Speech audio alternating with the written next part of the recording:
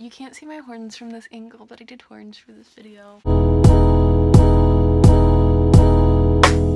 Hi guys, my name is McKenna and today I'm going to be doing my review / book talk of The Wicked King by Holly Black. If you didn't know, The Wicked King is the second book to The Cruel Prince.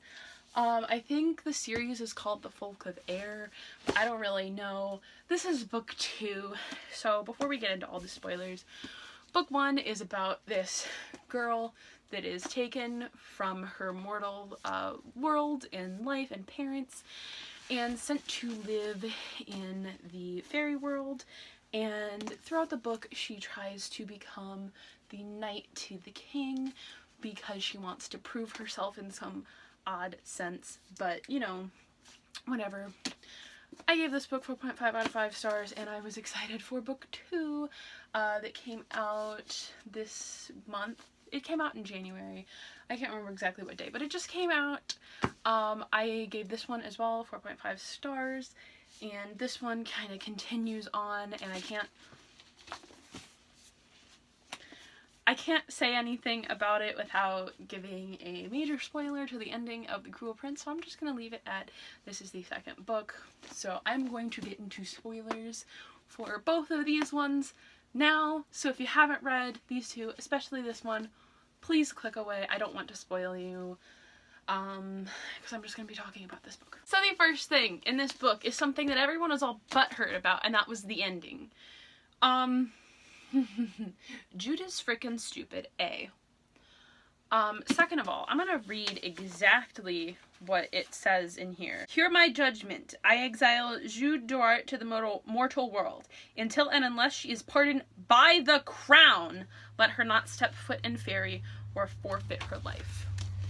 She is the crown now. Like, she married Cardan, even though the people in that procession didn't believe her. She is now Cardan's wife and the crown. Therefore, she could just be like, I pardon myself, and waltz right back in there. Why? Why is she so upended about it? She's like, I'm so clever. I'm so smart. And then this happens, and she's like, oh my god, he got clever. Like, no, bitch. He was clever. You just never paid attention. Anyway, like, she can go right back. I don't want to get way too into this because, like, I ranted. This is my notes that I wrote after reading. This whole page, I believe, is about her being exiled to the mortal world. Yeah.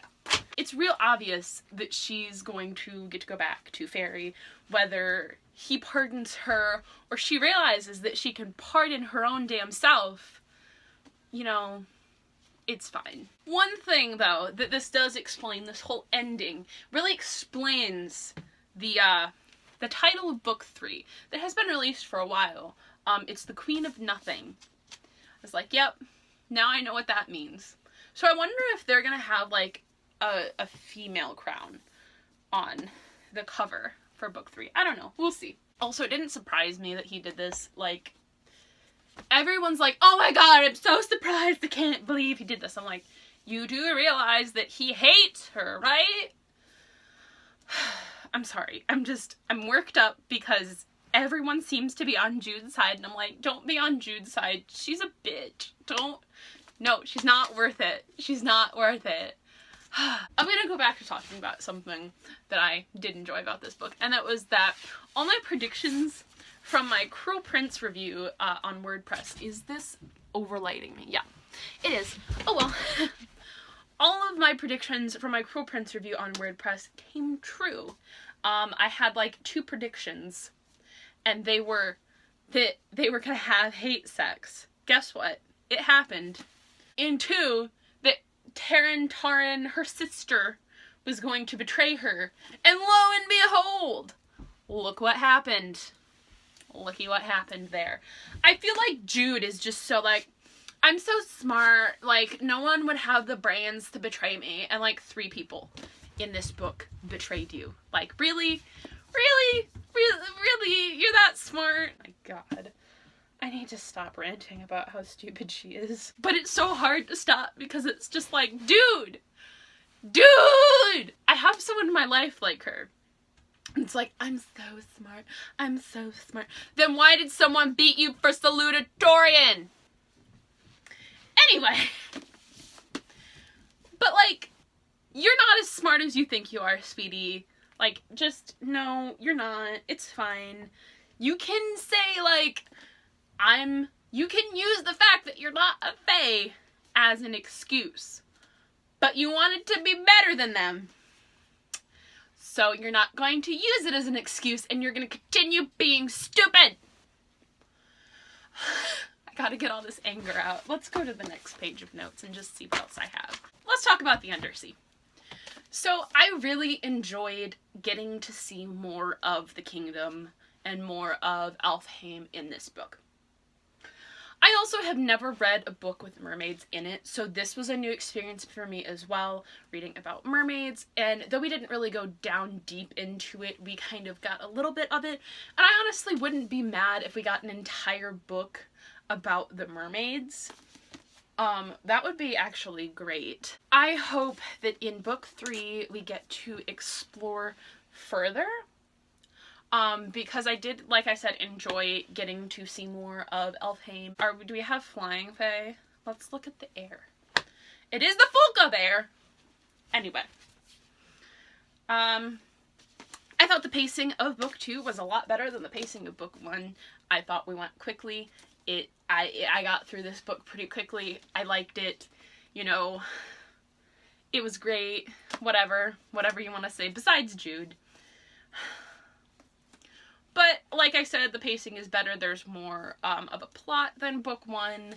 You know, maybe I'm just not remembering a whole lot from book 1, but I definitely did enjoy this book more than book 1. And because I talked about my predictions for this book for my Cruel Prince review, I have some predictions for book 3. 1, the ruby ring has a significance. I'm wearing a ruby ring because I remembered, and I thought he wore it on his pinky, so I wore it on my pinky too. It has significance. You can't tell me that it doesn't. Cardan just is a badass king. I think he should continue ruling and not Oak. That's my opinion. Take it or leave it. Locke does some stupid shit and dies. That's exactly what I wrote down. He does some stupid shit and he dies doing the stupid shit. That's almost guaranteed. Maddox tries and fails to put Oak on the throne. And then he dies. Also, we have this whole thing with, like, Maddox alternate force. His new force, or whatever. Like, he left the kingdom. What's gonna come of that? Because I feel like it's just gonna be a big waste of time on everyone's part. Because he's not that smart. Like,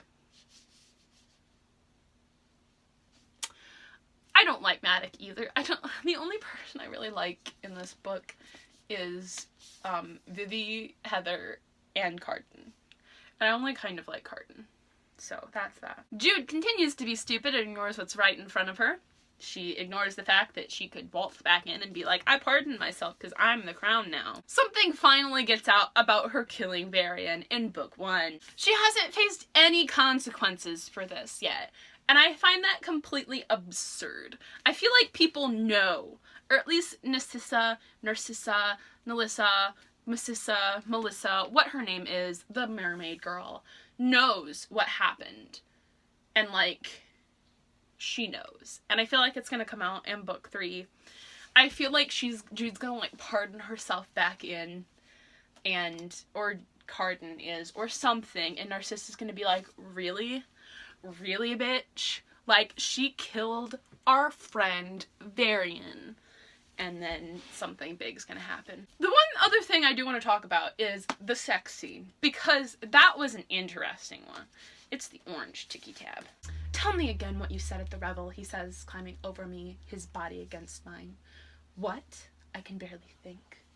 That you hate me, he says, his voice hoarse. Tell me that you hate me. I hate you, I say, the word coming out like a caress. I say it again, over and over, a litany, an enchantment, a word against what I really feel. I hate you, I hate you, I hate you. He kisses me harder. I hate you, I breathe into his mouth. I hate you so much that sometimes I can't think of anything else. I'm not about to kink shame, because, like, you like what you like. But you have to admit with me that that's just a little bit weird. Like, you want your partner to say that she hates you over and over again and it's giving you a boner? Okay.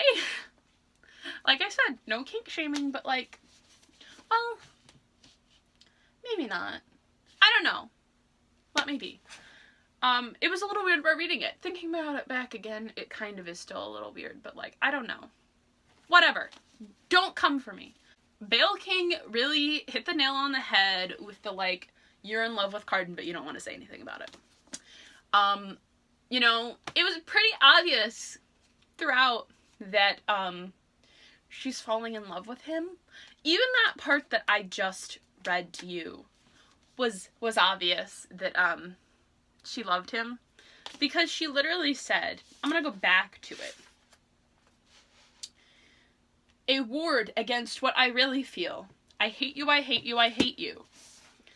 So she doesn't hate him. She likes him. And then she marries him.